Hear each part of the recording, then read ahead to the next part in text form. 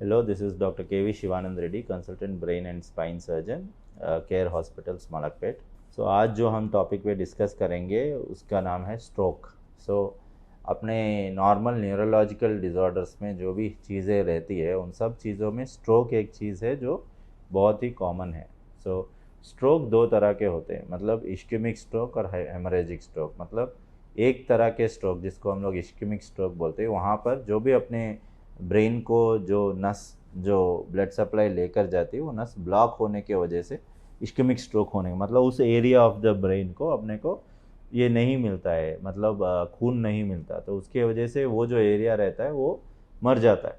सो उसको हम स्ट्रोक के हिसाब से बोलते हैं इश्केमिक स्ट्रोक। और कभी कभी ये हाइपरटेंसिव पेशेंट्स में होता है जो कि हेमरेजिक स्ट्रोक है, जिसमें कि ब्रेन के अंदर ब्लीड होने का चांसेस बहुत ज़्यादा रहता है। मतलब पेशेंट्स जो भी हाइपरटेंसिव है, अगर अपने दवाई वो टाइम टू टाइम लेते नहीं हैं या फिर मिस हो जाते हैं उनके दवाइयों को, तो उसको कभी भी हाइपरटेंशन मतलब बीपी बहुत एकदम से बढ़ जाने के बाद तो वो स्ट्रोक होने का, ब्रेन के अंदर ब्लीड होने का चांसेस बहुत ज़्यादा रहता है। सो स्ट्रोक में हम लोग बोलते हैं गोल्डन आवर वगैरह कर बोलते हैं, और गोल्डन पीरियड पहले 1 आवर तक बोलते थे। मतलब एक्यूट स्ट्रोक, अगर आपको सिम्टम्स जैसे हेडेक या फिर एक तरफ का वीकनेस आना या हाथ पैर में चुमटियाँ आना, ये सब इमीडिएटली आपको पता चल रहा है तो आपको इमीडिएट, अगर आप हॉस्पिटल जा सकते हैं तो आपको जाना बहुत ज़रूरी रहता है, क्योंकि उसको हम लोग गोल्डन फेज बोलते हैं। जिस चीज़ में अगर कोई भी थ्रोम्बस, मतलब आपके खून को ले जाने वाले नस में अगर कोई थ्रोम्बस हो गया, वो ब्लॉक कर रहा है, तो आप जल्दी से जल्दी अगर हॉस्पिटल ले जाते तो उसको थ्रोम्बोलाइज करने का चांसेस रहता। मतलब एकदम से जो भी ब्लॉक है उसको हम लोग पिघल सकते हैं। सो जिसकी वजह से आपका जो भी स्ट्रोक डेवलप हो भी जाए तो वो रिवर्स होने का चांसेस बहुत अच्छे से रहता। So 1 hour to 4 hours is the golden period. उस 0 to 4 आवर्स जिस पीरियड में आप लोगों को हमेशा अगर सिम्टम्स ऑफ स्ट्रोक आपको दिख रहे, मतलब हेडेक आना या फिर हाथ पैर वीक होना या फिर चुमटी आना, ये सब आपको इमीडिएटली हॉस्पिटल में जाना चाहिए। अगर स्ट्रोक एक बार क्या होता कि अपना मेजर वेसल मतलब आईसीए ब्लॉक हो जाता, कैरोटिड आर्टरी कर बोलते, ब्लॉक होने से एक तरफ का ब्रेन पूरा स्ट्रोक मतलब खून बंद हो जाता। उसके वजह से पेशेंट को क्या होता है, लेफ्ट साइड या राइट साइड में अफेक्ट होने की वजह से ऑपोजिट साइड में पैरालिसिस होना शुरू हो जाता, जिसकी वजह से ब्रेन के अंदर दबाव होने का चांसेस बहुत ज़्यादा है।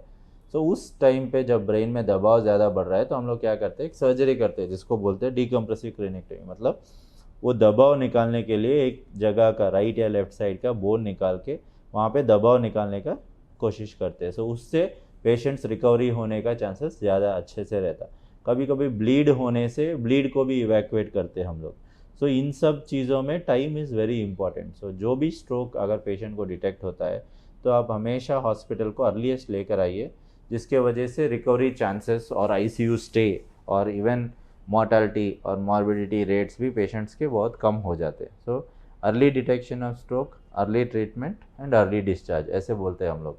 जितना जल्दी आप आओगे उतना जल्दी ट्रीटमेंट होगा, उतना जल्दी आप घर जा सकते हो। So never wait in stroke, never take multiple decisions, multiple doctors, जो भी बाहर चल रहा है वो सब मत कीजिए। जब भी आपको स्ट्रोक के सिम्टम्स पता चलते, एक हॉस्पिटल जाइए, जल्दी से जल्दी ट्रीटमेंट करवाइए, जिसकी वजह से हमको जो भी डेफिसिट्स या फिर वीकनेस आना, ये जो भी है वो जल्दी से जल्दी ट्रीट हो सकता है। और अभी एडवांसेस ऑफ साइंस और neurosurgery is very well advance, तो जिसमें हर चीज़ मतलब थ्रोम्बोलाइसिस कर सकते हैं, या हम लोग थ्रू इंटरवेंशन से थ्रोम्बेक्टमी कर सकते हैं, या फिर अगर ब्लीड है तो एंडोस्कोप से ब्लीड इवैक्यूएट कर सकते हैं। सो ये सब एडवांसेस है जो भी इस एरा में जो भी स्ट्रोक को ट्रीट करने के लिए हम लोग यूज़ कर सकते हैं। सो नेवर पैनिक, जल्दी से जल्दी हॉस्पिटल आइए और ट्रीटमेंट लेने से रिकवरी रेट बहुत अच्छा रहता है।